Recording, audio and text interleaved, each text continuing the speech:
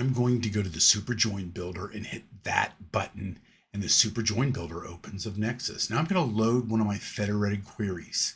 Here I'm loading my Snowflake, Teradata, and SQL Server table.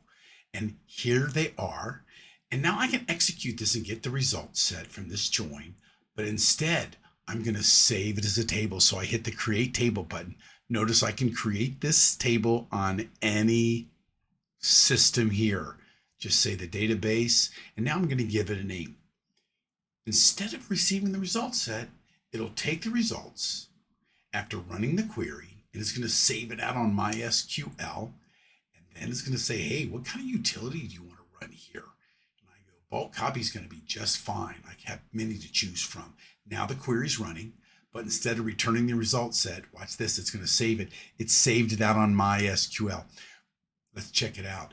We've got customers who are running queries that are bringing back 500 million rows, saving it to an inexpensive system like MySQL, where their analysts are able to do it. And there is the data on MySQL. This is a great way to reunite your data.